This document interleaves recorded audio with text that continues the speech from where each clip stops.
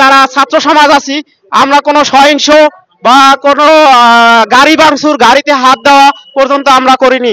যদি ছাত্র সমাজকে আপনারা যদি দুর্বল মনে করেন তাহলে হবে ভুল, কারণ 52 ভাষা আন্দোলন থেকে শুরু করে এখন পর্যন্ত সব ছাত্র সমাজ কোনো আন্দোলন ব্যর্থ হয়নি। তাদের সমস্ত কোটা, আপনি কোটা দেখছেন অনেক বছর পরে কোটার মাধ্যমে যে দেশ স্বাধীন হয়েছে। আমিও মনে করি এই কোটা এই বয়সের মাধ্যমে কোনো চাই না যে আমরা আবার একটা বিপ্লব হোক বা কোনো সহিংসতা হোক, আমরা চাইনি।